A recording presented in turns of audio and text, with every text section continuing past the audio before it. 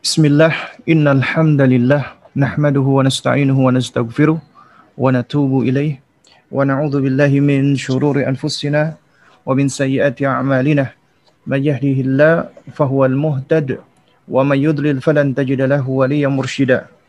Asyhadu an la ilaha illallah wahdahu la syarika lah wa asyhadu anna Muhammadan abduhu wa rasuluh la nabiyya ba'dahu amma ba'du. فإن أصدق الكلام كلام الله وخير الهدي هدي محمد صلى الله عليه وعلى آله وسلم وشر الأمور محدثاتها وكل محدثة بدعة وكل بدعة ضلالة وكل ضلالة في النار أما بعد. Jamaah sekalian, para ayah, para bunda, dan juga dari teman-teman panitia pengurus kajian Majelis Ta'lim Al-Fath Sekolah Gais, yang semoga senantiasa diberikan hidayah, taufik, dan keistiqomahan, dan juga untuk kita semua. Dan juga bagi jamaah sekalian, ya, kawan-kawan dan sahabat-sahabat yang mengikuti kajian kita di pagi hari ini, ya, yaitu masih membahas, ya, sebuah risalah yang nafi'ah, yang insyaallah bermanfaat, ya, buah karya dari Syekhul Islam Muhammad bin Abdul Wahhab rahimahullahu taala, yang berjudul Thalathatul Usul wa Adillatuha, atau yang lebih dikenal dengan judul Al-Usulul Thalathah. Dan ini sudah kita bahas, ya, beberapa kali, dan terutama di muqaddimah tentang judul buku ini, ya, apa bedanya risalah Al-Usulul Thalathah dengan, ya, risalah Thalathatul Usul wa Adillatuha, ya. Dan insyaallah taala di pagi hari ini, ya, kita akan melanjutkan, ya, bahasan, yaitu kita sudah sampai di dalam, ya, bahasan tentang ibadah, yaitu khususnya ibadah, ya, macam-macam ibadah atau anwa'ul ibadah, ya. Dan kita masuk di bab tentang at-tawakkul atau tawakal kepada Allah, kemudian ar-raghbah war-rahbah. Di pertemuan yang lalu, ya, itu di bulan kemarin, kita sudah membahas tentang al-khauf war-raja, itu tentang masalah takut dan harap, ya. Takut dan harap, ya. Dan di pertemuan lagi yang sebelumnya, ya, kurang lebih 2 bulan yang lalu, kita sudah membahas tentang ad-du'a, ya, yaitu tentang doa, ya. Jadi kita masih membahas tentang anwa'ul ibadah allati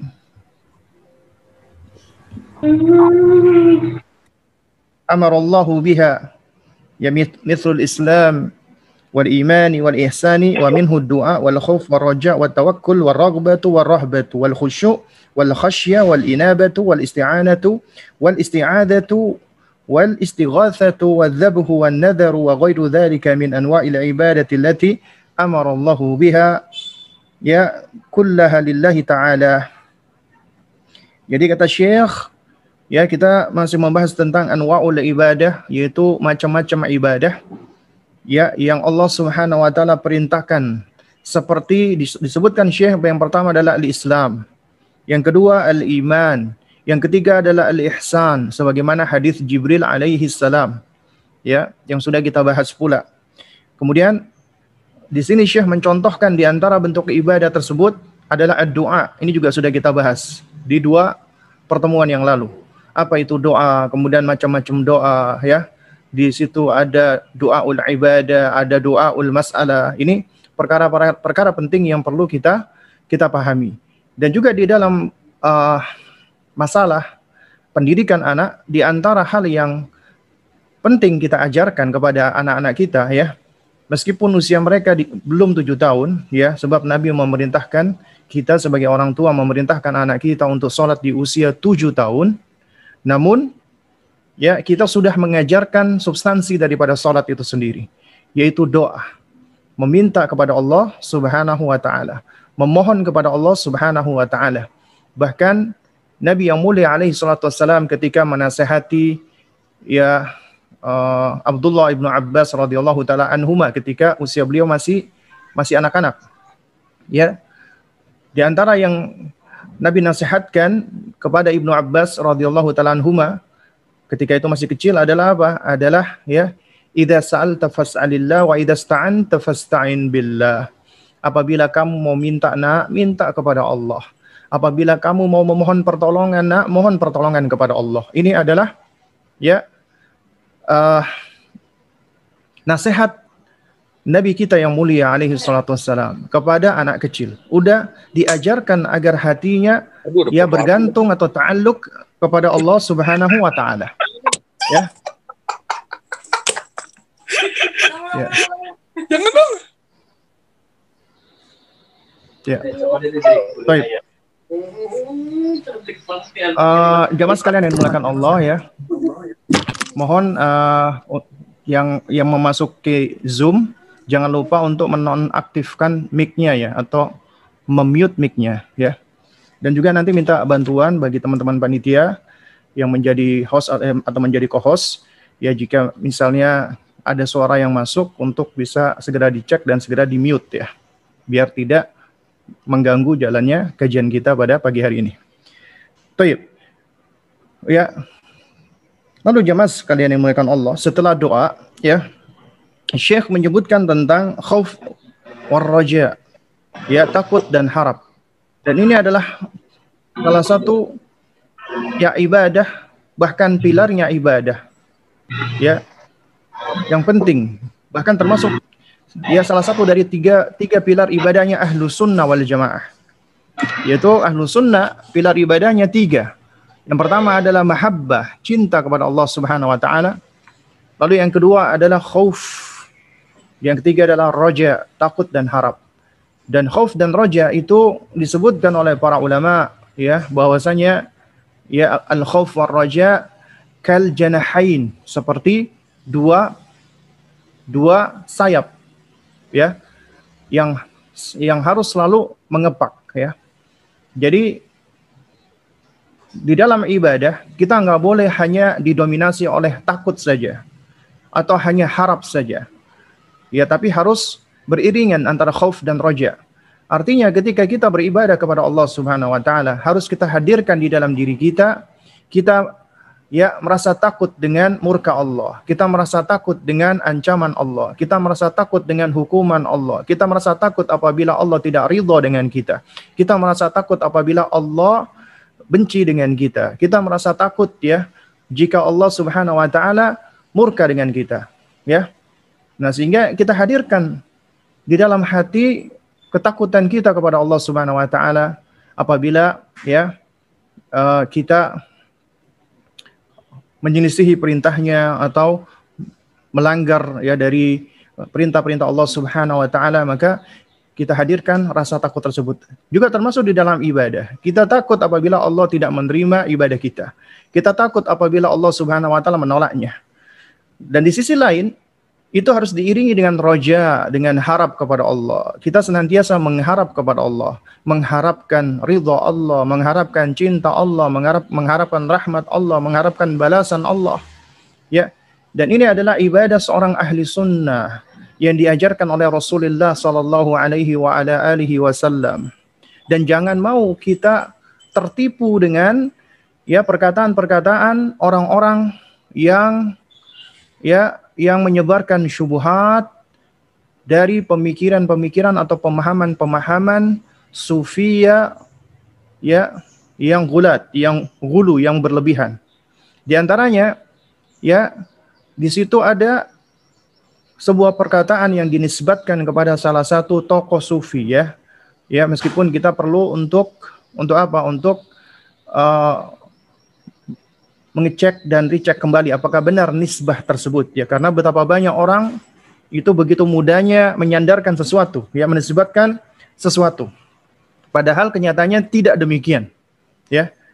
Nah, ini disandarkan kepada salah satu tokoh sufi yang mana dia mengatakan Ya Allah, apabila aku beribadah kepadamu karena aku takut dengan neraka-Mu, takut dengan siksa-Mu, takut dengan jahanam, maka lemparkanlah aku ke dalamnya. Lemparkanlah aku ke dalamnya. Dan apabila aku beribadah kepadamu karena aku mengharap surgamu, karena aku menginginkan balasan darimu, ya, maka haramkanlah surgamu untukku. Mungkin ini tampak untuk orang-orang awam, wah ini adalah ikhlas. Melakukan sesuatu bukan karena mengharap pamrih, bukan karena takut, namun benar-benar ikhlas. Padahal ini adalah salah satu pemahaman yang sesat. Ya, ya jamaah sekalian, jangan pernah kita membandingkan Allah Subhanahu wa taala dengan makhluknya. Makhluk sama seperti kita, lemah. Sehingga apabila kita merasa takut sesama makhluk atau kita banyak mengharap kepada sesama makhluk, maka siapa ya, nih? Sama seperti aku udah boleh nempel.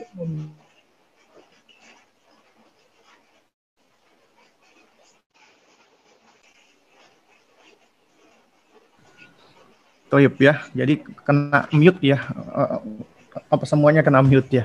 Baik, jamaah sekalian yang dimuliakan Allah Subhanahu wa taala ya. Kita tahu nih Rasulullah Shallallahu alaihi wasallam manusia yang paling dekat dengan Allah. Manusia yang paling dicintai Allah. Manusia yang paling tahu tentang apa yang Allah cintai. Rasulullah Muhammad bin Abdullah Shallallahu alaihi wasallam. Tapi Nabi Shallallahu alaihi wasallam mengajarkan kita untuk meminta surga dan berlindung dari neraka. Ya, mengharapkan surganya dan takut dari siksanya. Betapa banyak di dalam Al-Qur'anul Karim ayat-ayat yang berbicara tentang ini. Ya. Namun tiba-tiba muncul manusia-manusia yang menganggap dirinya adalah lebih ikhlas. Ini orang-orang yang maghrur, orang-orang yang tertipu. Ya. Yaitu ketika dia menyelisihi atau tidak mengikuti tata cara Rasulullah SAW di dalam ibadah. Di dalam hati, ibadah hatinya, niat hatinya tidak mengikuti Rasulullah. Apalagi di dalam masalah ya yang bersifat ibadah jismiyah, ya ibadah fisik. Maka ya kebanyakan mereka malah tidak mengikuti tuntunan Nabi SAW. Jadi mereka banyak membuat-buat atau mengada-adakan cara-cara ibadah sendiri sesuai dengan hawa nafsu mereka. Kenapa dikatakan hawa nafsu meskipun mereka mengatasnamakan ibadah? Dikarenakan ya mereka melakukan itu semua mereka secara nggak sadar maghrur tertipu dengan dirinya dan mereka masuk di dalam perangkap syaitan. Di antaranya mereka diajak syaitan untuk menyelisihi manusia yang Allah perintahkan kita untuk mengikutinya, yaitu Rasulullah Sallallahu Alaihi Wasallam. Sementara Allah memerintahkan kita untuk mengikuti Rasulullah, mencontoh Rasulullah.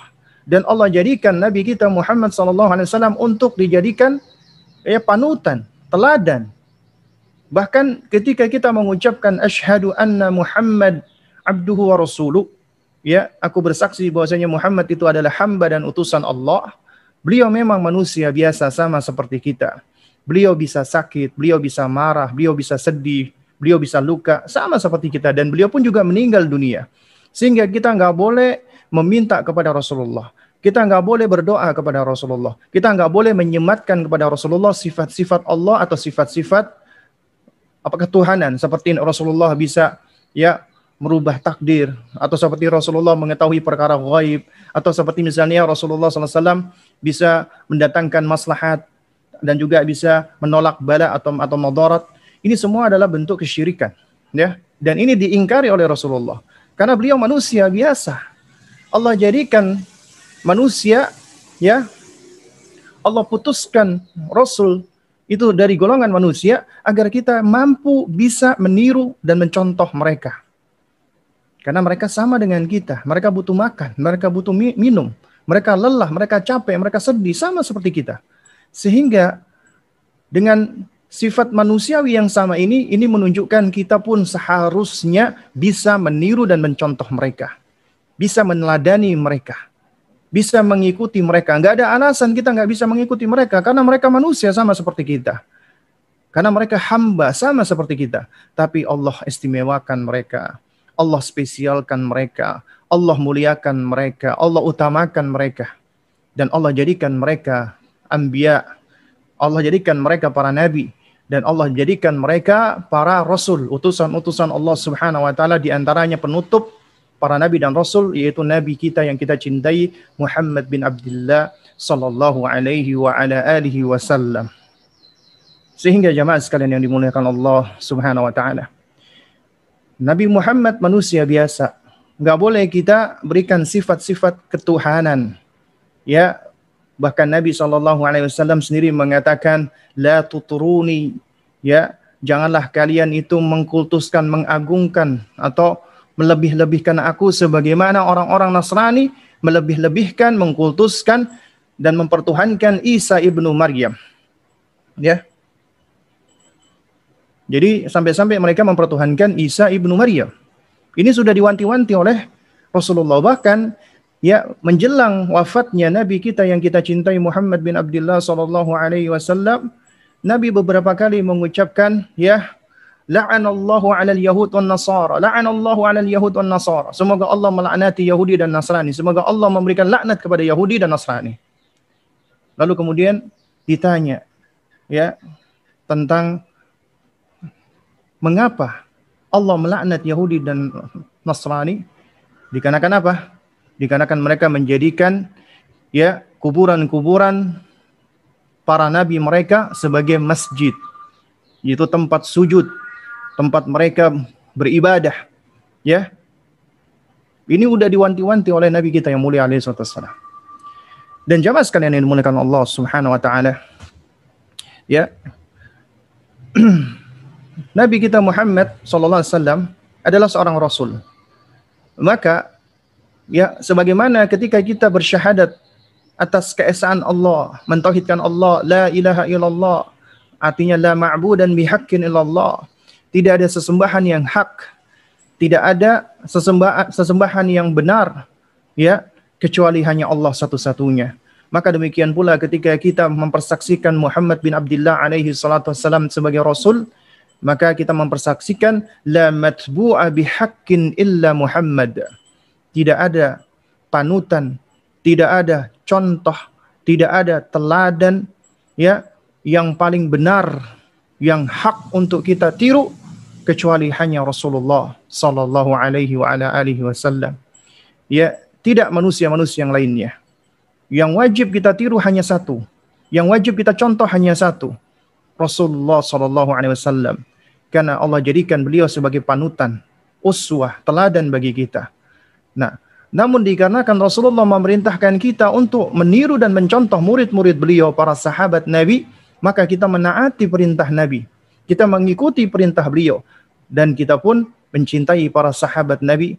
Dan kita pun juga mengikuti jalan mereka. Karena jalan mereka adalah jalan keselamatan. Karena mereka adalah orang-orang yang mengikuti, mengambil ilmu langsung dari baginda Nabi yang mulia alaihi salatu wassalam.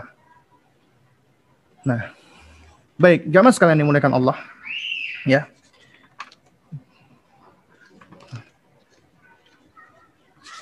Untuk berbicara tentang, ya, at-tawakkul, tawakal kepada Allah, ar-raghbah war-rahbah, dan juga ar-raghbah war-rahbah. Nanti akan kita jelas apa maksudnya. Karena agama kita di dalam metode dakwah, di dalam metode mendidik anak itu nggak bisa lepas dari yang namanya at-targhibu wat-tarhibu. Targhib dan tarhib. Targhib artinya kita ingin menumbuhkan raghbah, ya, harap, ya, dan juga kita mentarhib, memberikan ancaman-ancaman agar menimbulkan rahbah. Ya, rahbah itu perasaan gentar dan takut. Ya. Tayyib, jamaah sekalian yang dimuliakan Allah Subhanahu wa taala. Ya. Syekh Muhammad bin Abdul Wahhab rahimahullahu taala, ya, di antara kelebihan beliau adalah ketika memberikan contoh, beliau selalu menyebutkan dalil. Jadi hampir tidak pernah lepas ketika beliau menyebutkan sesuatu, dalilnya qala Allah wa qala Rasul. Dan juga beliau juga seringkali mengutip aqwalul ulama ahli sunnah. Ya, sehingga apabila dituduh bahwasanya beliau ini membawa agama baru, membawa ajaran baru, menyelisih Al-Quran, menyelisih sunnah, itu semua adalah bentuk kedustaan. Al-iftira wal buhtan, itu semua adalah bentuk kedustaan yang besar. Ya, jadi mereka yang mengolok-olok atau menjelek-jelekkan Syekhul Islam Muhammad bin Abdul Wahab itu nggak lepas dari beberapa jenis orang. Pertama, imma dia orang yang hasud, orang yang dengki, orang yang iri.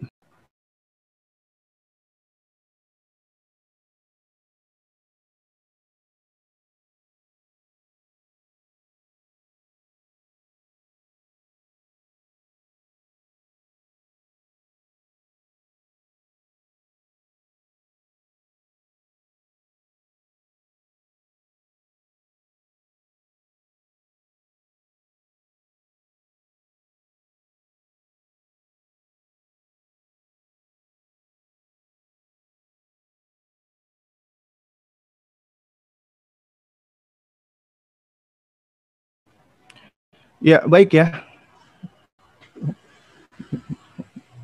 Taib, jamaah sekalian ini mohon diingatkan kalau misalnya suara hilang ya. Dikarenakan ya, jika dipencet mute all, jadi otomatis suara saya pun juga hilang. Apa namanya, kena mute lagi ya. Taib ya jamaah sekalian. Ya. Sampai mana tadi ya? Lupa saya. Jadinya.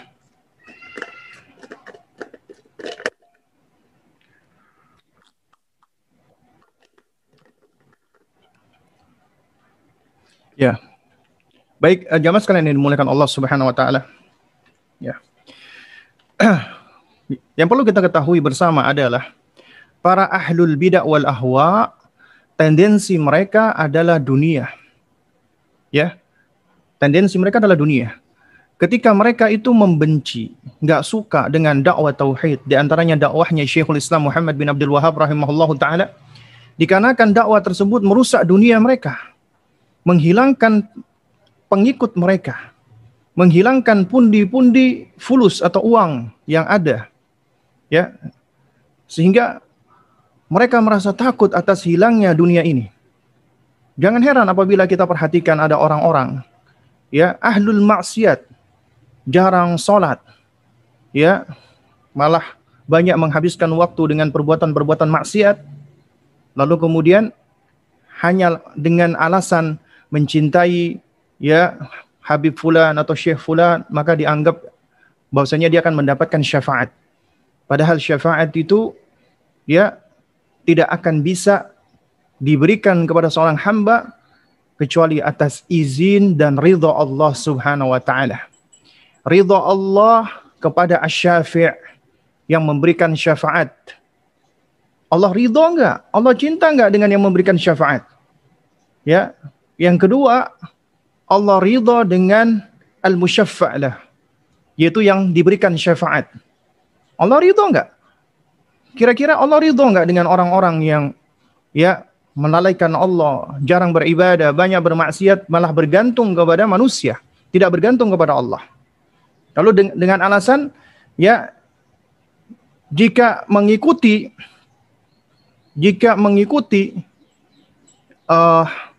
manusia-manusia tadi, maka dianggap mereka akan mendapatkan apa? Mendapatkan syafaat. Dan kemudian yang ketiga syaratnya adalah harus dengan izin Allah terjadinya syafaat tersebut. Dan syafaat itu hanya diberikan kepada ahlu tauhid, orang-orang yang mentauhidkan Allah. Tidak diberikan kepada orang-orang yang mereka, ya, melakukan kesyirikan. Ya. Orang-orang yang berbuat kesyirikan itu tidak akan diberikan syafaat. Tapi ahlul maksiat masih mungkin diberikan syafaat. Ya, tapi ahlu syirk tidak diberikan syafaat. Ya. Baik, jamaah sekalian dimuliakan Allah. Ya. Nah, di antara contohnya adalah misalnya kita tahu nih ada orang, ya, dia kadang-kadang datang kepada seorang kiai atau ustadz atau habib. Kemudian dia minta amalan-amalan. Dia minta ya bacaan-bacaan agar apa? Agar usahanya lancar, agar memperoleh jodoh, agar dihormati orang, agar berwibawa, agar ini dan itu semuanya. Ya, maka dia minta ini semua melalui jalur makhluk, manusia. Ya. Lalu kemudian oleh si ustadz atau kiai ini akhirnya dia diberikan bacaan-bacaan. Bacaannya Masya Allah. Ya, mungkin berasal dari Quran dan Sunnah. Misalnya dia disuruh baca, ya Hayyu, ya Qayyum, ya Qudus, ya Malik, ya Aziz. Bagus. Artinya secara asal, kita meminta kepada Allah menyebut Asmaul Husna.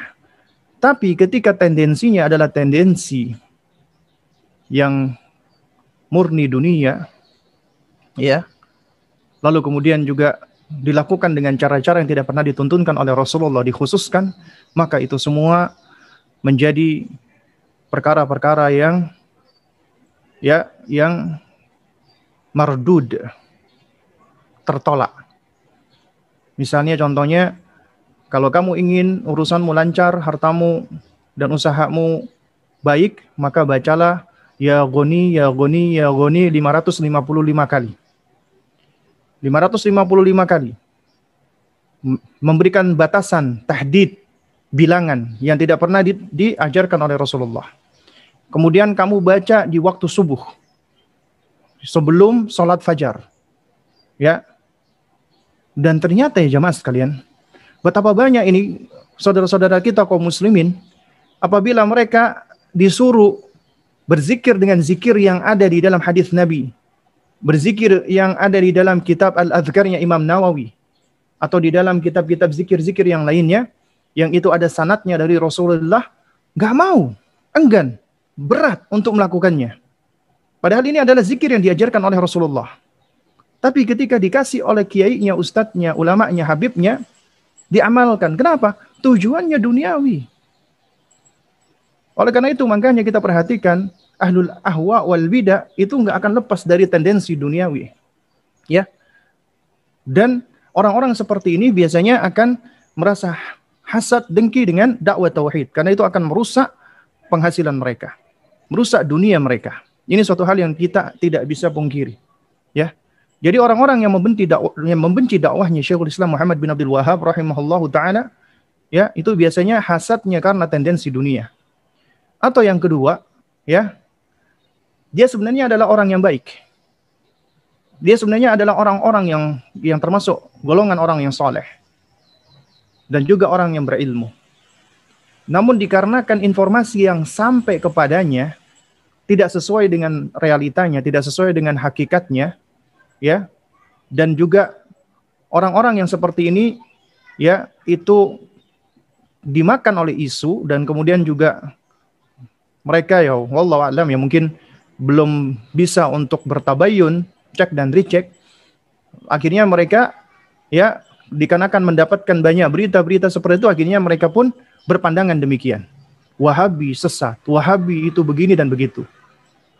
Dan ini biasanya jamaah, orang-orang seperti ini ketika misalnya dia ketemu nih dengan buku-buku yang dikatakan Wahabi, lalu kemudian dia membacanya, maka ya lantaran bawaannya dia memang orang yang soleh, fitrahnya masih lurus, maka tidak akan menolak.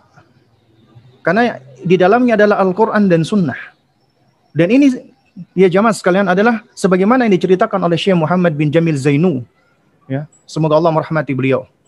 Ya, Syekh Muhammad bin Jamil Zainu rahimahullah, beliau pernah bercerita di dalam buku beliau Minhaj Al-Firqatin Najiyah, Jalan Golongan yang Selamat, ketika bab tentang masalah apa itu Wahabi, beliau juga pernah menceritakan bahwa pernah suatu ketika ada seorang ustadz, seorang ulama, ya, seorang guru yang dia itu suka mentahdzir Wahabi, menjelek-jelekkan Wahabi. Dikatakan Wahabi itu aliran sesat, Khawarij dan yang semisalnya. Padahal ini guru orang yang baik sebenarnya, tapi karena termakan isu, ya.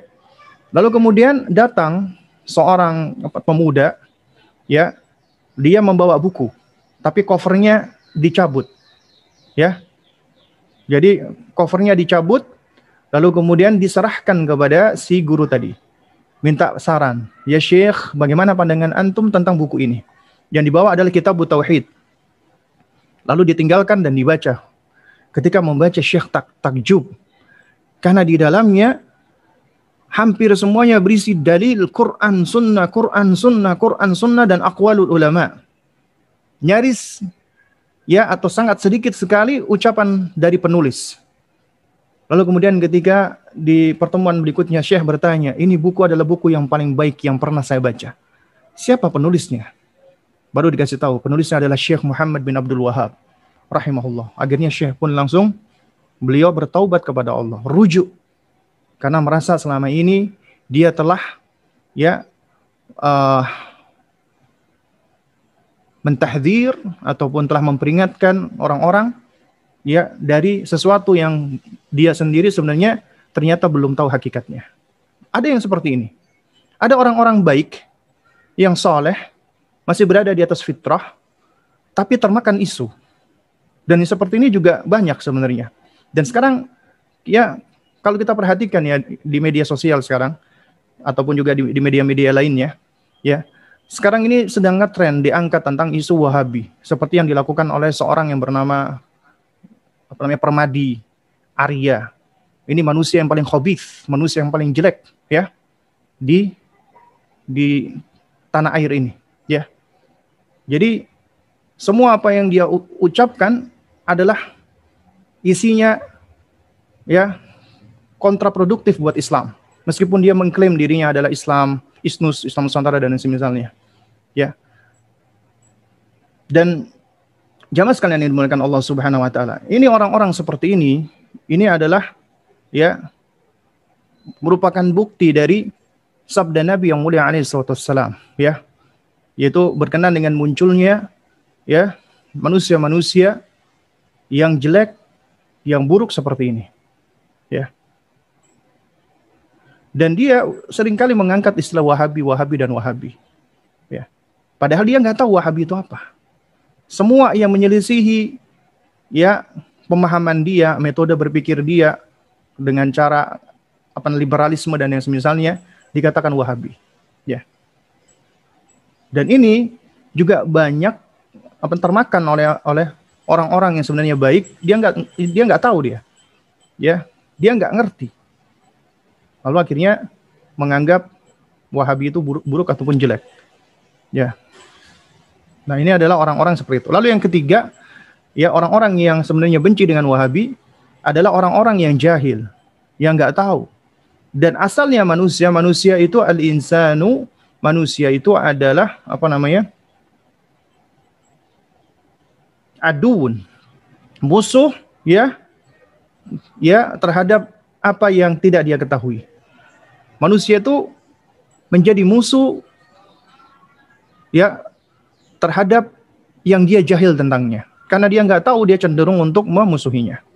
Ya, ini adalah di antara tiga macam manusia yang mereka tampak antipati dengan sebutan Wahabi. Dan kita pun juga sebenarnya tidak menyetujui ucapan Wahabi itu sendiri. Tapi ini adalah sebutan yang saat ini sedang banyak diangkat. Ya. Dan juga sudah mulai muncul ya orang-orang di dalam pemerintahan ya yang ingin membuat semacam peraturan atau perundang-undangan untuk melarang Wahabi. Dan mudah-mudahan Allah Subhanahu wa taala menolong ya. Dan juga membantu kaum muslimin, dan kita wajib yakin dan kita enggak usah khawatir karena Nabi SAW sendiri yang bersabda, la tazalu ta'ifatun min ummati zahirina 'alal haqqi la yadhurruhum man khalafahum ya hatta ya'ti amrullah wa hum 'ala dzalik. Akan senantiasa ada sekelompok dari umatku yang akan senantiasa menampakkan kebenaran, menunjukkan kebenaran, membela kebenaran. Tidaklah mencederai, tidaklah membahayakan, tidaklah memadaratkan mereka-mereka yang menghinakan, yang mencela, yang mendiskreditkan. Nggak akan memberikan efek, nggak akan memberikan madarat. Dan mereka tetap demikian kondisinya sampai datangnya kiamat. Sehingga kita tidak perlu khawatir dan takut ya dengan stigma-stigma yang buruk ataupun yang jelek, entah itu fundamentalis, radikalis, wahabisme atau yang semisalnya, kita nggak perlu khawatir. Ya, jadi selama kita berpegang dengan agama Allah, kita berpegang dengan Al-Quran dan Sunnah, maka kita nggak perlu ya menoleh kepada pandangan manusia, ucapan manusia. Kenapa? Karena aktsarun nas, apabila disebutkan di dalam Quran, kebanyakan manusia itu dengan apa? Dengan sebutan-sebutan yang jelek. La yashkurun, tidak mau bersyukur kepada Allah, la yu'minun, tidak beriman kepada Allah Subhanahu wa taala. Ya. Jadi apabila disebutkan aktsarun nas, aktsaruhum, itu dengan sebutan-sebutan buruk ataupun jelek. Karena itu kita nggak usah mikirkan pandangan-pandangan manusia. Ya. Taib, jamaah sekalian muliakan Allah, ya. Qala al-mu'allif rahimahullah, yaitu penulis, yaitu Syekhul Islam Muhammad bin Abdul Wahhab rahimahullah, beliau berkata, wa dalilu tawakkuli qauluhu ta'ala. Dalilnya tawakal adalah firman Allah Subhanahu wa taala. Surat Al-Maidah ayat 23, wa 'alallahi fatawakkalu in kuntum mu'minin. Ya. Dan hanya kepada Allah lah hendaknya kamu ya bertawakal. Kemudian kata Allah, in kuntum mu'minin, apabila kamu benar-benar orang-orang yang beriman, ya. Jika kamu benar-benar orang-orang yang beriman. Jadi kalimat in kuntum itu adalah ya kalimat syarat. Jadi jika kalian ingin dikatakan sebagai orang-orang beriman, atau jika kalian benar-benar imannya iman yang benar, yang lurus, maka hendaknya bertawakal kepada Allah. Karena kata Allah, wa 'alallahi fatawakkalu, hanya kepada Allah lah hendaknya kamu bertawakal. Tidak bertawakal kepada selain Allah. Nanti akan kita terangkan apa makna tawakal. In kuntum mu'minin, jika kalian adalah orang-orang yang beriman. Kemudian juga Allah Subhanahu wa taala dalam surat At-Talaq ayat 3, wa may yatawakkal 'ala Allah fahuwa hasbuh. Siapa yang bertawakal kepada Allah, maka Allah akan mencukupi semua kebutuhannya. Jadi kunci apabila kita ingin dipenuhi oleh Allah Subhanahu wa taala semua kebutuhan kita, sehingga kita merasa tercukupi, sehingga kita akan cukup dari semua apa yang ada, adalah bertawakal kepada Allah. Karena kata Allah, wa may yatawakkal 'ala Allah fahuwa hasbuh. Ya, maka Allah lah yang akan mencukupkannya. Baik, jemaah sekalian, apa yang dimaksud dengan tawakal? Ya, yang namanya tawakal secara bahasa, ya, itu artinya adalah al-i'timad. Ya, artinya adalah bersandar atau apa namanya? Ta'alluq, ya, bergantung. Ya. Jadi artinya tawakal itu adalah bergantung dan bersandar kepada Allah Subhanahu wa taala di dalam ya segala hawaij, di dalam segala kebutuhan-kebutuhan kita, keperluan kita, dan kita merasa ridha dan cukup dengan apa yang Allah bagi, apa yang Allah berikan. Ya. Nah, itu yang namanya tawakal. Yaitu kita bertawakal kepada Allah dengan cara kita bergantung kepada Allah, bersandar kepada Allah. Ya, di dalam segala kebutuhan kita, baik itu dalam rangka untuk jalbil masalih, untuk mengambil maslahat, ataupun untuk menjauhkan diri kita dari madarat ataupun dari kesulitan, ya. Maka jamaah sekalian muliakan Allah, yaitu apa? Yaitu dengan cara kita bertawakal kepada Allah, ya. Nah, oleh karena itu makanya di dalam Al-Qur'an tadi surat Al-Maidah ya ayat 23, di situ Allah kaitkan antara tawakal dengan keimanan. Ya. Makanya dikatakan wa 'alallahi fatawakkalu in kuntum mu'minin. Ya, dan hanya kepada Allah lah hendaknya kamu bertawakal apabila kamu adalah orang-orang yang beriman. Kalau kamu orang yang beriman, hanya bertawakal kepada Allah Subhanahu wa taala. Jika kamu jujur imannya, maka kamu hanya bertawakal kepada Allah Subhanahu wa taala. Dan siapa yang bertawakal kepada Allah, ya, sebagaimana tadi dalam surat At-Talaq disebutkan oleh Syekh, ya, wa may yatawakkal 'ala Allah fa huwa hasbuh. Ini jaza, balasan dari Allah. Ya, balasan dari Allah. Allah sebenarnya enggak butuh dengan tawakal kita, tapi kita yang butuh bertawakal kepada Allah. Dan apabila kita bertawakal, maka kebaikannya adalah untuk diri kita. Apa itu? Allah akan penuhi kebutuhan-kebutuhan kita. Allah akan cukupkan semua kebutuhan-kebutuhan kita. Ya. Nah, jemaah sekalian dimuliakan Allah, yang perlu kita ketahui, tawakal itu juga ada macamnya. Pertama, at-tawakkul al-masyru', tawakal yang disyariatkan. Ya, tawakal yang bernilai ibadah. Ya, yaitu tentunya adalah tawakal kepada Allah. Ini mutlak, hanya kepada Allah Subhanahu wa taala. Dan ini adalah merupakan bukti kejujuran iman sebagaimana tadi surat Al-Maidah ayat 23, ya. Nah, tawakal yang seperti ini hukumnya wajib dan ini harus diajarkan kepada ya keluarga kita termasuk anak-anak kita, ya. Mereka sudah diajarkan tentang tawakal kepada Allah Subhanahu wa taala. Ya. Dan di antara bentuk pembelajaran keimanan, ya, kita ingin ya mendidik keluarga kita termasuk anak-anak kita dengan keimanan, tarbiyah imaniyah. Itu nggak akan bisa lepas dari yang namanya kita mendidik tawakal kepada mereka. Ya, tawakal kepada mereka. Nah, di antaranya cara pengajarannya itu dengan cara sebagaimana Nabi mengajarkan, memberikan tamtsil dengan seekor burung yang keluar di pagi hari dalam keadaan lapar, kemudian kembali di sore hari dalam keadaan kenyang. Burung saja, selama dia berikhtiar, maka Allah akan mudahkan semua urusannya, Allah akan cukupkan. Ya, lantas bagaimana dengan kita? Dan tawakal itu bukan artinya pasrah, ya, pasif, tidak melakukan apa-apa. Tawakal itu harus diiringi dengan ikhtiar, usaha, baru kemudian kita bertawakal kepada Allah, serahkan semuanya kepada Allah, kita bergantung kepada Allah. Itu tawakal, ya. Dan disebutkan di dalam sebuah riwayat, ya. Jadi pada saat ada seorang badui datang ke masjid dengan mengendarai untanya, lalu kemudian ketika dia turun dari untanya, dia berjumpa dengan Rasulullah, kemudian dia tanya kepada Rasulullah, ya, dia tanya, wahai Rasulullah, ya, apakah aku mengikatnya ataukah aku biarkan dan aku bertawakal kepada Allah? Kemudian jawab Nabi SAW, apa akilha, ikatlah dia, ya, summat, kemudian bertawakallah kepada Allah. Ikat lalu bertawakal. Itu yang dimaksud dengan tawakal. Bukan artinya dibiarkan kemudian tawakal kepada Allah. Kalau hilang ya hilang. Ya, itu berarti dia tidak mengambil sebab. Ya.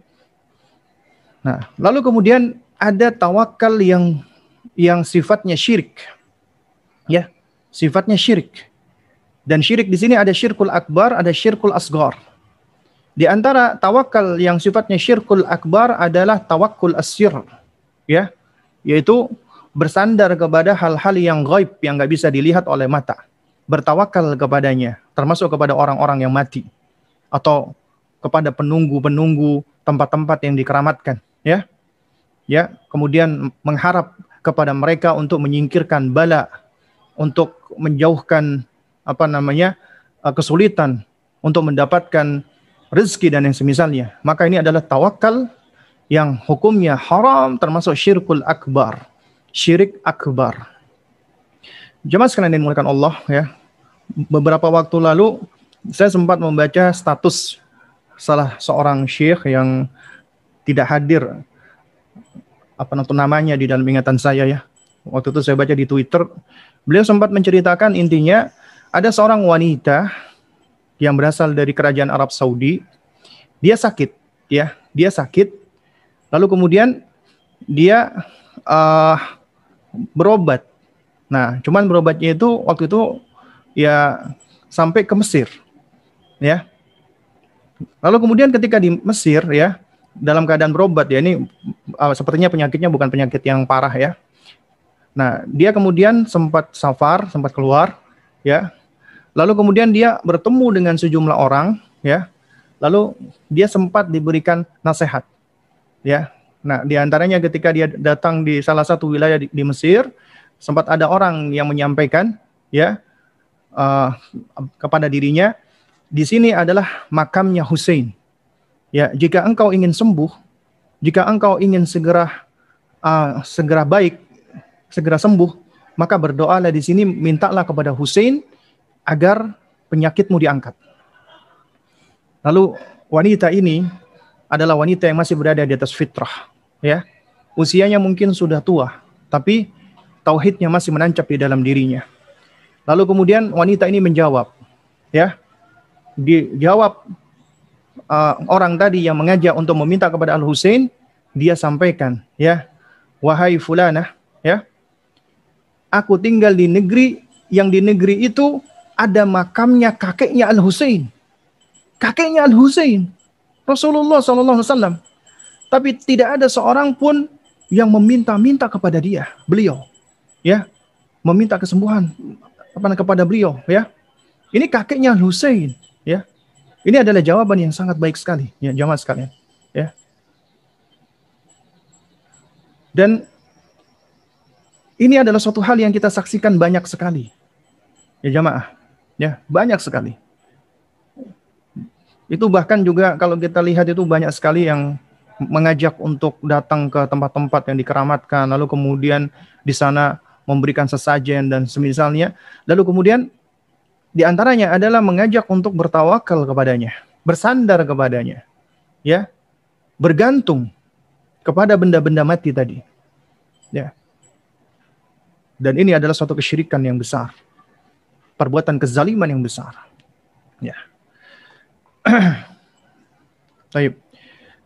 Dan kenapa ini dikatakan syirkul akbar? Karena orang-orang yang bertawakal kepada selain Allah, ya, dari mayit atau yang sir yang tidak tampak oleh matanya ini, ya, yaitu seperti makhluk-makhluk, ya, kayak jin atau penunggu-penunggu lainnya, itu, ya, berarti dia telah meyakini, ya, hal-hal tersebut itu memiliki kekuatan untuk bisa memberikan madarat dan maslahat. Artinya memiliki kekuatan di alam semesta ini. Padahal kita tahu, ya, tidak ada yang memiliki, ya, kekuatan itu kecuali hanya Allah Subhanahu wa taala. Lalu kemudian ada tawakal yang ketiga, tawakal yang termasuk syirkul asghar. Syirik kecil, ya. Syirik, tapi syirik kecil, tidak menyebabkan menjadi kafir atau murtad, keluar dari Islam. Ya. Yaitu di antara bentuk tawakal seperti ini adalah ketika seseorang bertawakal kepada orang yang dia hormati, ya, orang yang memiliki kedudukan tinggi, orang yang memiliki jabatan, ya. Lalu kemudian dia meminta tolong kepadanya dan bergantung kepadanya, sampai-sampai mengatakan, kalau engkau tidak menolong aku, maka aku akan mengalami kesulitan besar, aku akan binasa. Akhirnya, ya, orang ini sebenarnya mampu untuk memberikan pertolongan, bisa. Karena dia, ya, memiliki sebab untuk bisa menolong orang tersebut. Tapi dikarenakan, ya, orang yang meminta pertolongan tadi ini, akhirnya dia bergantung kepadanya. Dia bertawakal kepada orang tersebut, ya. Dan tawakulnya ini kepada orang tersebut, ya, dengan adanya sebab, itu menyebabkan, ya, ketergantungannya itu menjadi syirkul asghar, syirik kecil, ya, syirik kecil, ya. Lalu kemudian yang keempat, ya, yaitu tawakal mubah, ya, tawakal yang hukumnya adalah diperbolehkan, ya. Ini tawakal yang sesuai dengan sebab-sebab kauniyah Allah Subhanahu wa taala, yaitu misalnya seperti kita minta tolong kepada orang-orang yang memang mampu untuk menolong kita, ya, dengan ketergantungan biasa saja. Jadi tidak benar-benar sampai bergantung. Kalau dia nggak menolong, aku berarti akan ini. Jadi, ya, dia tetap, ya, bahwasanya yang menolong dia adalah Allah Subhanahu wa taala. Tapi dia berusaha ikhtiar. Di antara sebabnya adalah meminta pertolongan, ya, atau mewakilkan urusan, ya. Maka inilah yang disebut dengan bertawakal yang diperbolehkan atau yang mubah, ya. Nah, jadi jamaah sekalian yang dimuliakan Allah Subhanahu wa taala, ya. Ya. Apa namanya? Ini jadi, ya, macam-macam tawakal. Yang ini harus kita ketahui dan harus kita pahami bersama. Juga sama, isti'anah, istighatsah, itu ada yang masyru', ada yang disyariatkan, ada yang syirik akbar, ada yang syirik asghar, ada yang mubah, boleh. Istighatsah yang masyru' adalah ketika kita beristighatsah kepada Allah, meminta kepada Allah. Itu bahkan wajib hukumnya, ya, karena yang bisa memberikan pertolongan kepada kita adalah Allah Subhanahu wa taala. Istighatsah yang dapat menyebabkan syirkul akbar adalah ketika kita meminta-minta kepada mayit dengan keyakinan bahwasanya mayit tersebut memiliki kekuatan untuk mendatangkan madarat dan maslahat, ya, mayit tersebut memiliki kemampuan untuk memenuhi permintaan kita. Berarti kita telah menyekutukan Allah Subhanahu wa taala dengan mayit tersebut. Atau kita juga beristighotsah kepada benda-benda mati, batu, pohon, atau yang dianggap memiliki penunggu-penunggu di dalamnya, itu syirkul akbar. Nah, adapun kalau ya dia meminta ya kepada ya makhluk atau manusia yang mampu menolong dirinya, ya, yang bisa menolong dirinya, namun dengan ketergantungan tadi, dengan tawakkul tadi, maka itu bisa menjadi syirkul asghar, ya. Atau misalnya dia meminta kepada mayit dan dia menjadikan mayit ini hanya sebagai perantara antara dirinya dengan Allah Subhanahu wa taala. Ya, dia jadikan sebagai wasilah antara dirinya dengan Allah Subhanahu wa taala. Jadi dia meyakini yang akan memenuhi kebutuhannya adalah Allah. Sementara mayit ini adalah sebagai sarana untuk memudahkan dia mendapatkan apa yang dia pinta. Maka ini termasuk syirkul asghar, syirik kecil yang tidak menyebabkan orang menjadi keluar dari Islam.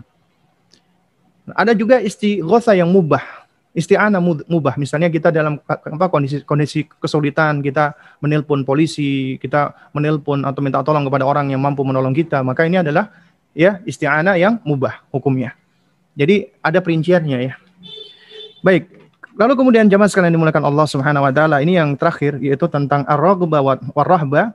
Ya, bicara tentang ar-raghbah, Syekh menyebutkan wa dalilu ar-raghbati war-rahbati, dalilnya raghbah dan rahbah yaitu harap dan cemas, wal khusyu' dan juga khusyuk disebutkan di sini adalah qauluhu ta'ala ya innahum kanu yusari'una fil khairati wa yad'unana ya raghaba wa rahaba ya wa kanu lana khashiin. Kata Allah Subhanahu wa taala, ya. Allah berfirman di dalam surat Al-Anbiya ayat 90, ya. Innahum kanu yusari'una fil khairat. Sesungguhnya mereka adalah orang-orang yang bersegera di dalam kebaikan. Artinya bersegera di dalam melakukan perbuatan-perbuatan kebajikan atau perbuatan-perbuatan baik, ya. Lalu kemudian disebutkan karakter berikutnya adalah apa? Wa yad'unana, dan mereka berdoa kepada kami, meminta kepada kami, ya, dengan apa? Raghaba wa rahaba, dengan raghbah dan rahbah, ya, dengan harap dan cemas, harap-harap dan cemas-cemas. Wa kanu lana khashiin, dan mereka adalah orang-orang yang khusyuk kepada kami, ya. Yang dimaksud dengan ar-raghbah ini adalah ya harapan atau keinginan kita, ya, untuk memperoleh sesuatu yang kita inginkan, yang kita suka, yang kita cintai. Itu namanya raghbah. Ya, ar-raghbah. Itu keinginan dan harapan kita untuk memperoleh sesuatu yang kita cintai, yang kita sukai. Itu ar-raghbah. Adapun rahbah artinya adalah perasaan khawatir, takut dan cemas, ya, yang mana ini apa namanya menimbulkan ya apa namanya keinginan untuk menjauhi dari yang ia takut dengannya. Dan ini biasanya diiringi dengan apa namanya perbuatan. Ya, itu yang dimaksud dengan ar-rahbah, ya. Jadi dia takut, cemas apabila dia tidak memperoleh yang dia inginkan, yang dia harapkan, atau malah dia memperoleh sebaliknya. Ya, itu yang disebut dengan ar-rahbah, ya. Nah, agama kita itu berangkat di atas dasar at-targhibu wa tarhibu, di antara kaidah dakwahnya atau di antara kaidah tarbiyah. Targhib dan tarhib. Kita tahu ada amr sama al-amru sama an-nahyu, perintah dan larangan. Al-amru bil ma'rufi wan nahyu 'anil munkar. Ya. Kemudian juga di sisi lain, ya, kita tahu para nabi dan rasul itu diutus untuk mubasyirina wa mundhirin. Mubasyirin memberikan berita gembira, mundhirin memberikan peringatan. Nah, mubasyirin memberikan berita-berita gembira itu dengan menyampaikan wa'dullah, janji-janji Allah berupa jaza balasan Allah, reward Allah, di antaranya adalah jannahnya Allah, surganya Allah.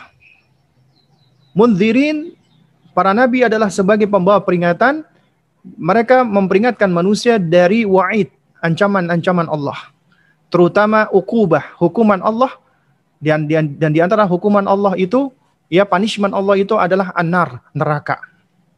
Ya. Nah, jadi berarti Allah ketika menciptakan surga dan neraka, surga uiddat lil muttaqin, Allah persiapkan untuk orang-orang bertakwa. Neraka uiddat lil kafirin, Allah siapkan bagi orang-orang kafir. Jazaa'an minhum, balasan bagi mereka. Jadi surga dan neraka itu adalah bagian dari apa? Thawab wa uqubah. Artinya reward and punishment dari Allah. Ternyata reward and punishment adalah metode dari Allah Subhanahu wa taala. Ya. Kemudian para nabi dan rasul diutus mubasyirin wa mundzirin untuk memberikan berita gembira bagi mereka yang bertakwa, dan mundzirin memberikan peringatan bagi mereka orang-orang yang kafir kepada Allah. Dan kemudian mereka pun diperintahkan untuk berdakwah. Dakwah itu nggak akan keluar. Dakwah juga, nasihat juga bagian dari dakwah. Nggak akan keluar dari memberikan perintah dan larangan. Oleh karena itu yang namanya dakwah, termasuk nasihat, tidak akan keluar dari yang namanya perintah dan larangan. Perintah dan larangan. Kita memerintahkan kepada kebaikan dan melarang dari keburukan. Juga demikian, yang namanya al-mau'idhah, nasihat, sebagaimana kata Syekh Muhammad bin Shalih Al-Utsaimin rahimahullahu ta'ala, yang dimaksud dengan al-mau'idhatu hiya ma minal kalami fihi targhibun wa tarhibun. Perkataan yang di dalamnya mengandung targhib dan tarhib. Ya, yang mengandung motivasi-motivasi dan ancaman-ancaman. Anda ketika ingin menyampaikan sesuatu kepada keluarga Anda, sahabat Anda, terutama anak-anak Anda, maka kita nggak akan bisa lepas dari metode memberikan mereka perintah atau memberikan mereka larangan. Atau kita memberikan mereka motivasi, atau kita berikan mereka ancaman. Atau kita berikan mereka reward, atau kita berikan mereka punishment. Ini semua bagian dari konsep tarbiyah. Ya, apa namanya? Rabbaniyah. Yaitu konsep pendidikan Rabbani dari Allah Subhanahu wa taala. Nah, yang namanya targhib, tujuan kita adalah untuk membangkitkan ar-raghbah, harap, mengharap kepada Allah. Karena apabila muncul harapan, maka ini akan melanggengkan husnudzon kepada Allah, berbaik sangka kepada Allah. Ya, dan ini juga akan memutus yang namanya berputus asa dari Allah. Sementara syaitan, iblis dan bala tentaranya syaitan berusaha untuk menjauhkan atau ingin memasukkan ke dalam diri ke dalam diri makhluk atau di dalam diri manusia berputus asa dari rahmat Allah Subhanahu wa taala. Dihilangkan harapnya. Nah, juga sementara di sisi lain pula ya targhib atau at-tarhib, tarhib itu adalah dalam rangka untuk menumbuhkan rahbah, rasa cemas, takut. Ya, tapi cemas takut yang terpuji, yang benar. Yaitu takut kepada Allah Subhanahu wa taala. Ya, takut apabila Allah marah kepada dirinya.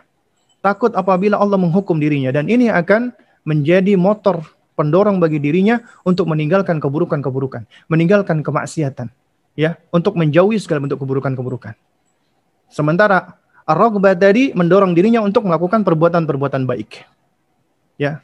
Nah, ini adalah di antara motor seorang hamba bertakwa, melaksanakan perintah Allah, menjauhi larangan Allah Subhanahu wa taala.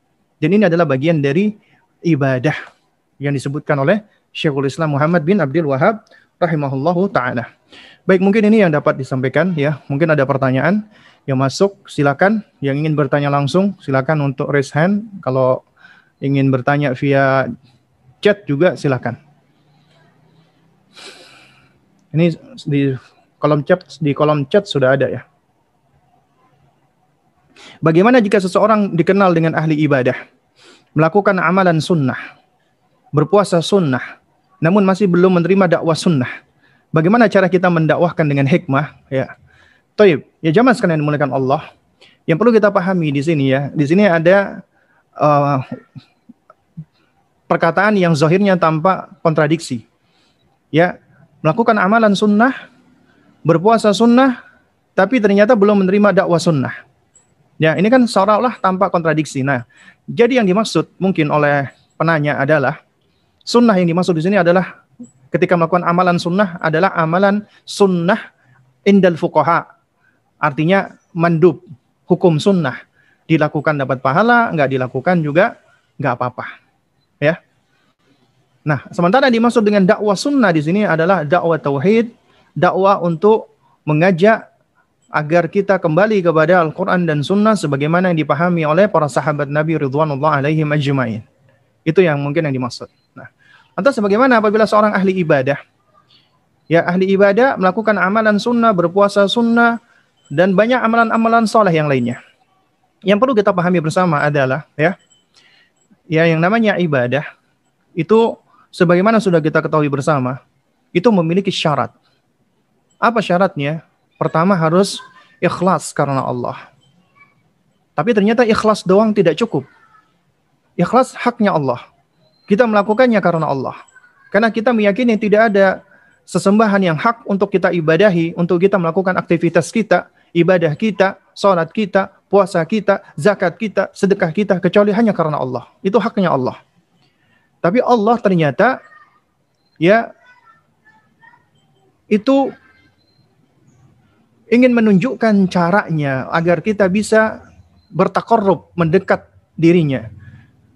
Yaitu dengan cara Allah turunkan kalamnya, firmannya kepada utusan-utusannya dari bangsa manusia, terutama Nabi kita Muhammad SAW. Sehingga ibadah nggak akan bisa diterima kecuali kita mutaba'ah, meniru dan mencontoh Rasulullah. Apabila kita tidak meniru dan mencontoh Rasulullah, maka amalan tersebut adalah amalan yang mardud. Ya, sebagaimana yang diriwayatkan oleh Ibunda Aisyah radhiyallahu taala anha, "Man 'amila 'amalan laisa 'alaihi amruna fahuwa raddun." Siapa yang beramal, melakukan perbuatan, melakukan amalan, tapi amalan ini amalan ibadah tapi enggak ada tuntunannya dari Rasulullah, enggak ada bimbingannya dari Rasulullah, enggak ada dalilnya, maka tertolak, mardud. Percuma melakukan ibadah-ibadah tersebut apabila tidak mencontoh Rasulullah sallallahu alaihi wa ala alihi wasallam. Ya. Terus kemudian yang berikutnya, ya jemaah sekalian, ya, bagaimana dengan orang yang dia banyak melakukan ibadah? Alhamdulillah, kita patut mengapresiasi, ya. Kita patut bersyukur. Dan kita doakan semoga Allah memberikan keistiqomahan dan Allah memberikan hidayah. Ya. Dan seorang hamba ketika dia beribadah, kemudian dia dengan keikhlasan hatinya, dan dia adalah orang-orang yang masih lurus fitrahnya, biasanya tidak akan sulit untuk menerima dakwah sunnah. Karena dakwah sunnah, dakwah sesuai dengan fitrah. Kalau dia masih berat menerima dakwah sunnah, berarti ada sesuatu memang di dalam hatinya. Ya, entah itu berupa hawa nafsu, dan kita manusia nggak lepas dari hawa nafsu. Ya, entah itu tendensi-tendensi yang lainnya, entah itu ada sebagian dari fanatisme, ya, atau sebagian dari taklid dan yang semisalnya, ya. Sehingga akhirnya mereka meskipun banyak ibadahnya, tapi ternyata mereka tidak suka atau mungkin belum menerima dengan dakwah sunnah, ya. Dan kita tahu hidayah di tangan Allah Subhanahu wa taala. Hidayah taufik wal qabul di tangan Allah. Kita cuman al-balagh, menyampaikan doang. Ya, intinya kita cuman mendakwai saja. Tapi tentunya mendakwai dengan cara yang hikmah. Lalu kemudian bagaimana cara kita mendakwahkan dengan cara yang hikmah? Yang perlu kita ketahui, dakwah itu ada yang namanya ad-da'watu bil lisan. Dan ada ad-da'watu bil hal. Dakwah bil lisan tentunya dengan perkataan. Kita memberikan nasihat, kita memberikan masukan, kita memberikan saran, ya, itu ad-da'watu bil lisan, ya, kita mengingatkan dengan lisan. Kemudian ada ad-da'watu bil hal, dan ad-da'watu bil hal inilah yang seringkali lebih efektif. Itu kita berdakwah dengan perbuatan kita, kita menunjukkan dengan perbuatan kita, mencontohkan, menjadikan diri kita teladan dengan akhlak yang mulia, dengan perkataan yang baik, tidak tidak mudah ketika menyampaikan dengan bahasa-bahasa yang jelek ataupun yang buruk, tidak mudah menjudge, tidak mudah berkata-kata yang menyinggung hati. Ya, intinya kita menyampaikan dengan cara yang baik, atau kita mencontohkan, menunjukkan akhlak kita dengan akhlak yang baik. Dan manusia secara fitrah senang dengan akhlak yang baik, ya. Nah, ini biasanya yang akan lebih mudah menarik, ya, seseorang hingga hidayah Allah Subhanahu wa taala turun, ya. Hingga hidayah Allah turun. Lalu kemudian juga hikmah itu mengharuskan kita punya ilmu. Ya, artinya kita harus tahu, ya. Kita memiliki ma'rifah atau ilmu tentang manakul, apa yang kita ucapkan, apa yang kita sampaikan, ya. Jadi kita harus punya ilmunya, artinya ini mengharuskan kita harus belajar. Dan juga hikmah itu mengharuskan kita untuk mengetahui lima nakul, kenapa kita menyampaikannya, apa yang melatar belakanginya, apa yang memotivasinya, apa tendensi kita untuk menyampaikannya. Itu mengharuskan kita untuk menelisik ke dalam hati kita, apakah kita menyampaikannya itu karena Allah, karena kita sayang dengan mereka, karena di antara bentuk sayang adalah kita tidak mendiamkan ketika mereka melakukan salah, ya, ya, ataukah kita di dalam diri kita supaya kita dianggap kita ini orang alim, atau supaya kita dianggap kita ini orang yang pintar, ya, atau niat-niat yang lainnya. Makanya ini mengharuskan kita menelisik di dalam hati kita, ya. Jadi mengapa kita menyampaikannya? Apa yang mendorong kita, memotivasi kita untuk menyampaikannya? Kemudian juga namanya hikmah itu mengharuskan kita untuk mengetahui bima naqul, dengan cara apa kita menyampaikan, dengan cara apa kita, ya,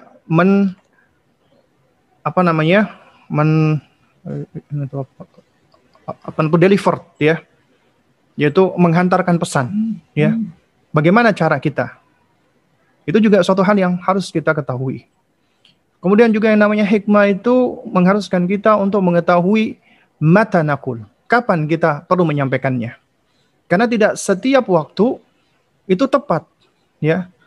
Karena di situ perlu kita lihat momen-momennya, waktu-waktunya, ya. Lalu kemudian juga hikmah itu mengharuskan kita untuk mengetahui, ya, ma'aman naqul, kepada siapa kita menyampaikannya. Kita harus melihat audiensnya. Nggak bisa kita generalisir semuanya. Kita harus melihat mulai dari tingkat akalnya, karena kita diperintahkan untuk berbicara kepada manusia bihasabi uqulihim, sesuai dengan tingkatan akalnya, ya.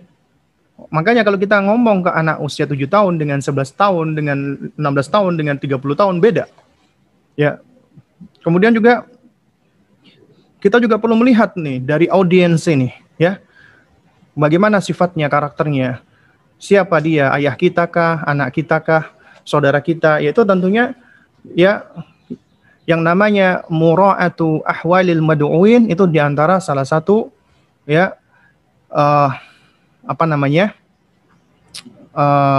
bagian dari dakwah yang perlu kita pahami, yaitu mengetahui tentang kondisi objek dakwah kita, ataupun mengetahui keadaan, ya, orang-orang yang akan kita dakwai atau yang akan kita didik. Jadi ada 5 hal di situ yang mengharuskan kita mengetahui agar kita bisa menyampaikan dengan hikmah. Dan hikmah ini memang benar tidak semuanya mampu melakukannya, karena, ya, Allah Subhanahu wa taala yu'til hikmata may yasha. Allah mengkaruniakan hikmah kepada siapa saja yang Allah kehendaki, ya. Wa man utiyal hikmah, ya, faqad utiya khairan katsira. Dan siapa yang Allah karuniakan hikmah, maka sungguh dia telah dikaruniai dengan kebaikan yang banyak. Ada sahabat yang bertanya kepada Ana, bagaimana cara mengatasi ketakutan bahwa kita selama ini menafkahi ortu kita, tapi kita masih bekerja di tempat ribawi. Bagaimana Ustadz mengatasi kekhawatiran kita kalau kita resign nanti tidak bisa memenuhi kebutuhan orang tua? Konsep rezeki seperti apa Ustadz yang harus Ana jelaskan kepada sahabat Ana? Toyib, ya jamaah sekalian yang dimuliakan Allah.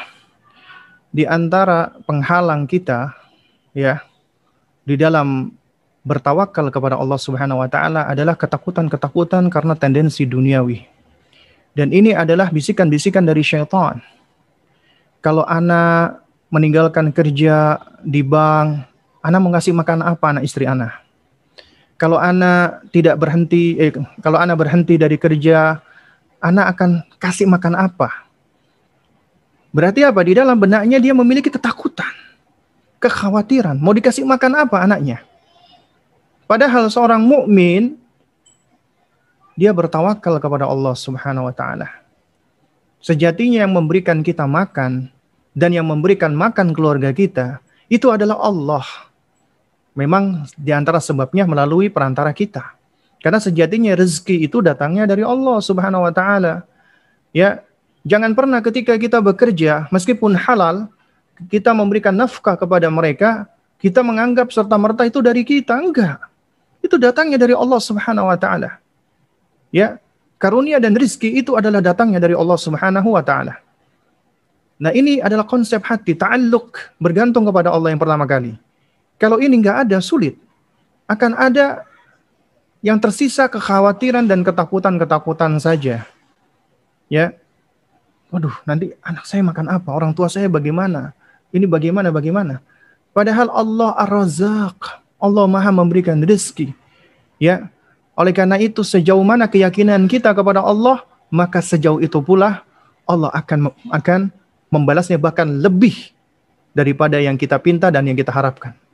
Karena Allah adalah Maha baik. Ya. Dan Allah itu tidak akan menyelisih janjinya, ya. Allah tidak akan menyelisih janjinya. Dan ketika Allah Subhanahu wa taala mengatakan wa may yattaqillaha, siapa yang bertakwa kepada Allah dengan cara apa? Bertakwa dengan cara menjalankan perintah Allah dan menjauhi larangan Allah. Ketika dia meninggalkan sesuatu yang haram dia tahu karena Allah dalam rangka menjauhi larangan Allah, bagian dari takwa.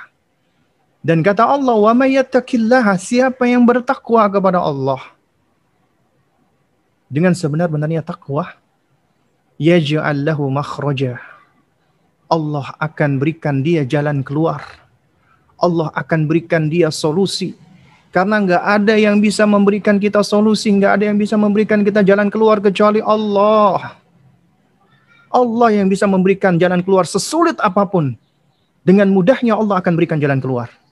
Asalkan kita yakin kepada Allah Subhanahu wa taala. Kita bertakwa kepada Allah.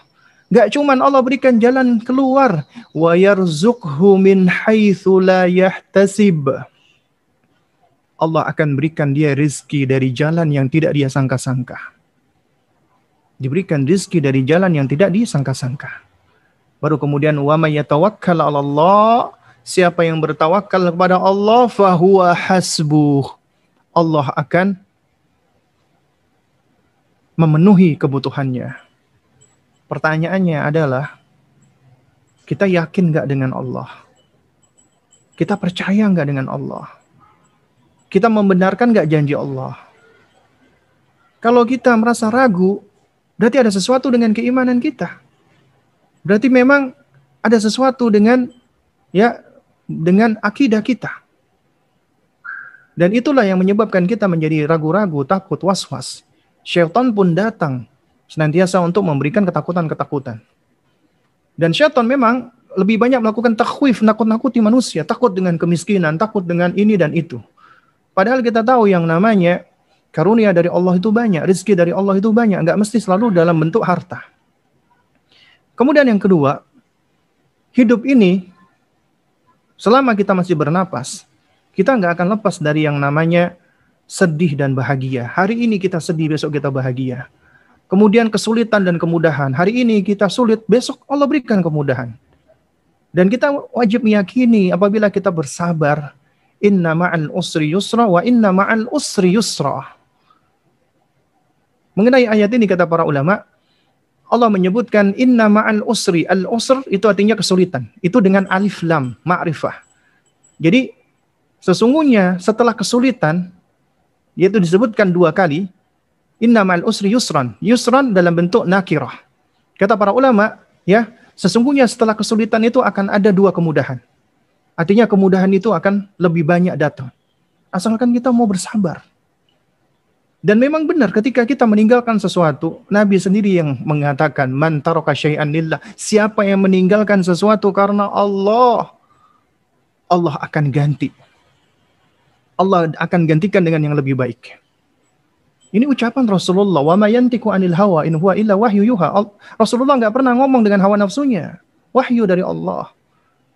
Man taraka syai'an lillah, siapa meninggalkan sesuatu apalagi itu haram karena Allah, dia hijrah karena Allah, meninggalkan keharaman karena Allah, Allah akan gantikan dengan yang lebih baik.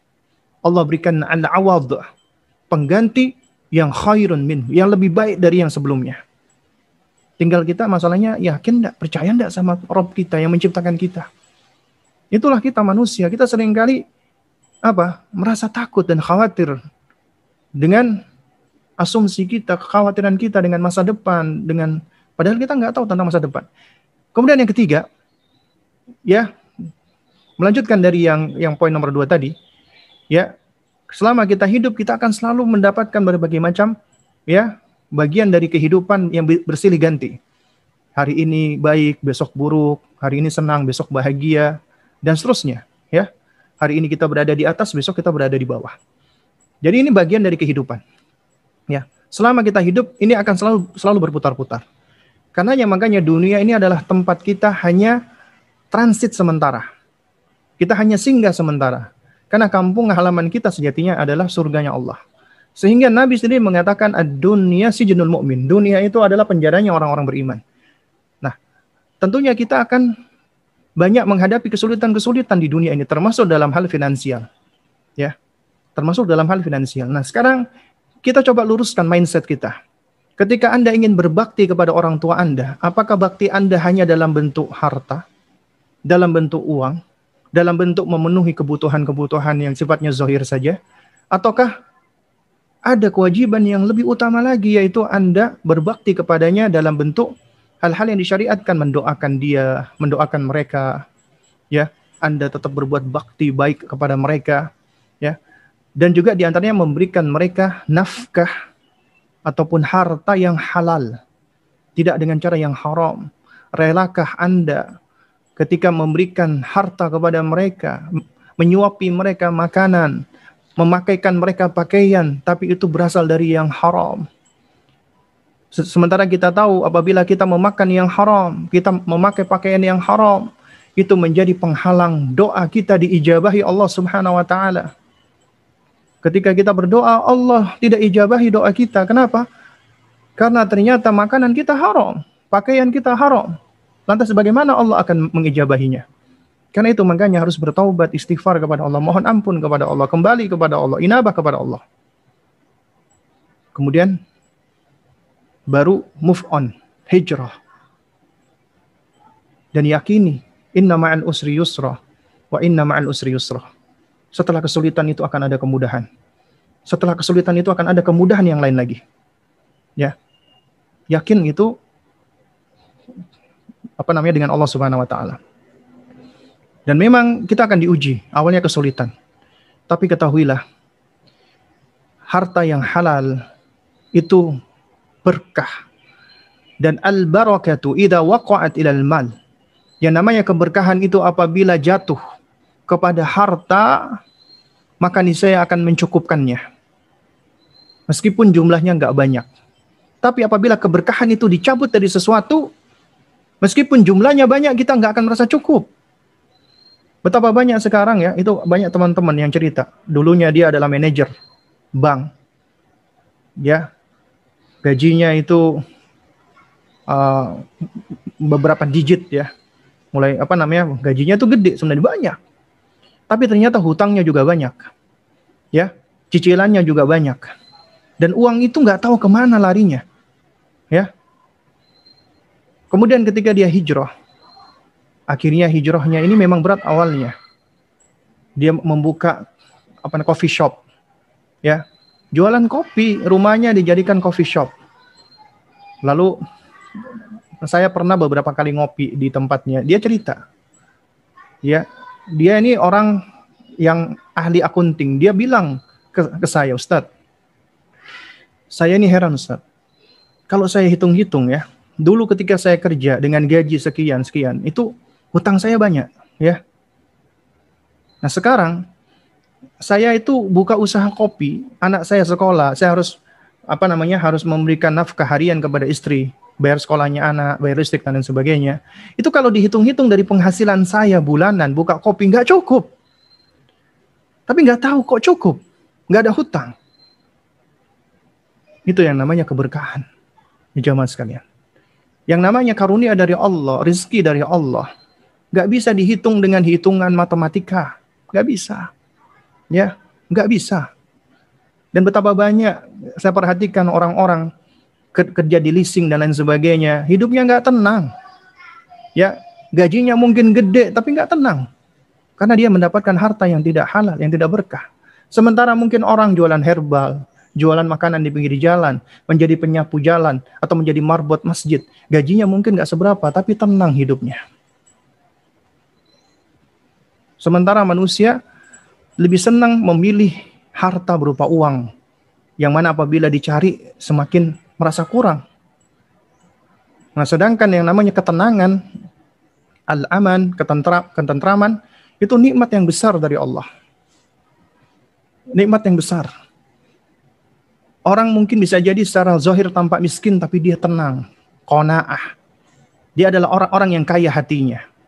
Sementara betapa banyak orang yang berharta, memiliki banyak pavilion, ya, tapi ternyata dia orang yang tidak tenang, stres dalam kehidupannya, depresi. Khawatir terus dengan hartanya. Merasa kurang terus dengan hartanya. Merasa terus harus mencari pundi-pundi. Karena manusia apabila dia semakin tujuannya dalam rangka untuk mengumpulkan harta dunia, maka dia akan selalu merasa kurang. Allah akan jadikan di pandangan matanya al-faqr. Ya, al-faqr. Ya, Allah alam bisawab ya. Ya, baik, ini mungkin pertanyaan terakhir ya, karena udah mau zuhur ya.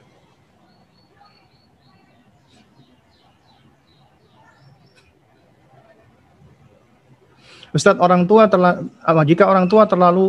jika orang tua terlanjur sering menakuti anak dengan suara anjing, kecoa, bagaimana agar rasa takut anak tidak sampai masuk ke dalam syirik? Dan nasihat apa yang harus disampaikan ke orang tuanya? Taib. Ya jamaah sekalian yang dimuliakan Allah Subhanahu wa taala. Manusia itu secara tabi'i punya rasa takut. Itu secara tabi'i. Ya, secara alami. Karena ini udah kita bahas ya di bab khauf, bab takut. Itu ada namanya takut alami. Takut alami itu hukumnya biasa, tabi'i, berarti biasa saja, mubah gitu loh.